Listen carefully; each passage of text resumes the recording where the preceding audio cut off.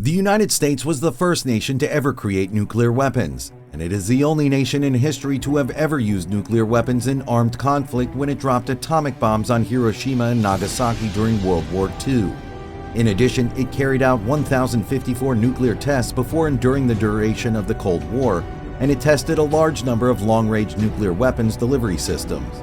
On the other hand, this video will show you the top 5 most powerful nuclear weapons that the United States of America has and how dangerous they are. The Mark 14 nuclear bomb, also known as the Mk-14, was a thermonuclear weapon developed by the United States in the 1950s.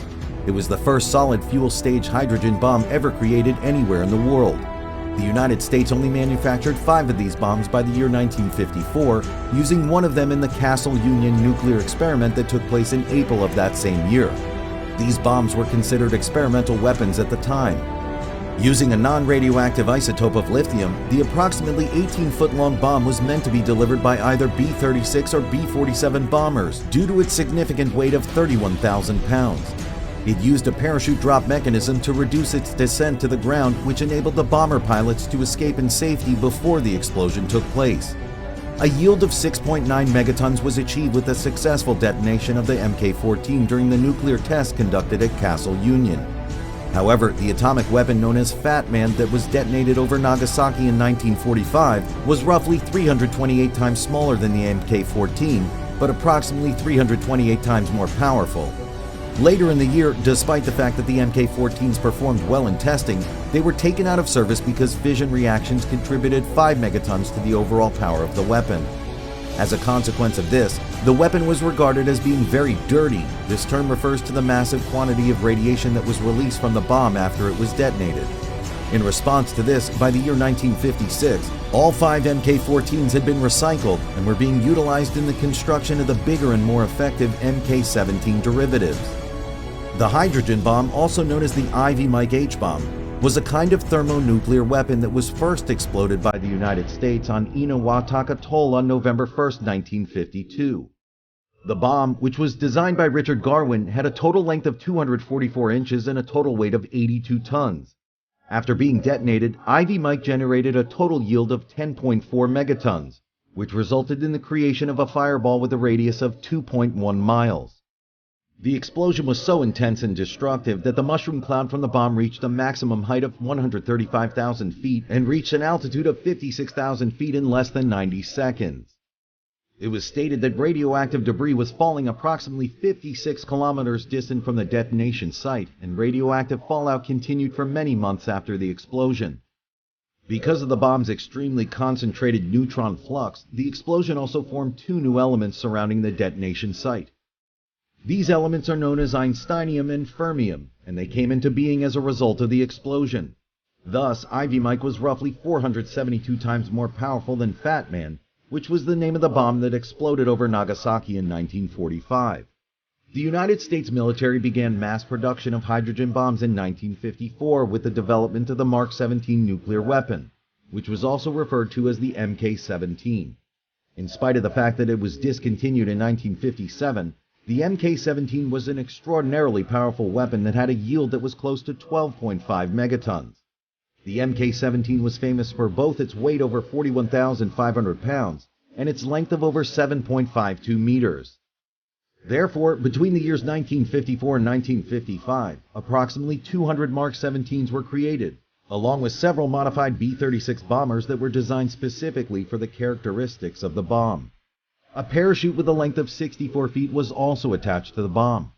This allowed the crew of the bomber to have more time to escape the blast radius and the first shockwave that was generated by the explosion. However, the Mk-17 was eventually phased out of production in 1957 due to the development of smaller bombs that were able to be transported with more ease later in the 1950s. In addition, there are now 5 Mk-17 shell casings on display in several Air Force museums around the United States. These museums include the Castle Air Museum in Atwater, California, and the National Museum of Nuclear Science and History in Albuquerque, New Mexico. On March 1, 1954, in Bikini Atoll in the Marshall Islands, the TX-21 nuclear bomb, commonly known as the Shrimp thermonuclear bomb, was tested for the first time. The huge bomb was initially conceived as a 6-megaton weapon with a fission reaction powered by lithium deuteride and housed in a cylinder that weighed about 23,500 pounds and measured more than 179.5 inches in length. But Los Alamos National Laboratory made some mistakes in its design, and the resulting explosion at Bikini Atoll produced nearly 15 megatons of destructive force, roughly 1,000 times more powerful than the atomic bombs used on Japan in World War II. A 4.5-mile diameter fireball emerged from the nuclear bomb within a second of its explosion, and it could be seen from almost 250 miles away. The mushroom cloud, so typical of nuclear explosions, spread over 7 miles in less than a minute and reached an altitude of 47,000 feet. In addition, the radioactive debris polluted an area of the Pacific Ocean measuring about 7,000 square miles. The falling debris caused the biggest damage in the Rongerik, Uterik, and Rongelap regions. Also, radioactive materials were discovered as far afield as Southeast Asia, Australia, Europe, and the southwestern United States in the weeks after the test due to the strong winds that accompanied the explosion. Although the TX-21 was not the largest nuclear bomb designed by the American military, it remains the largest nuclear test ever carried out by the United States.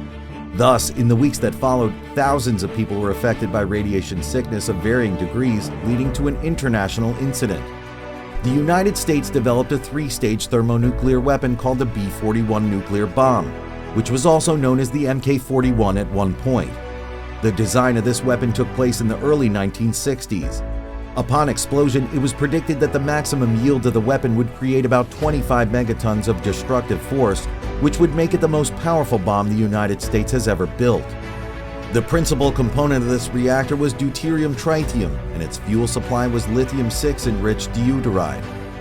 The B-41 was planned to be carried by the enormous B-52 Stratofortress and B-47 Stratojet, with or without parachute delivery, and it was over 12 feet in length and weighed over 10,670 pounds.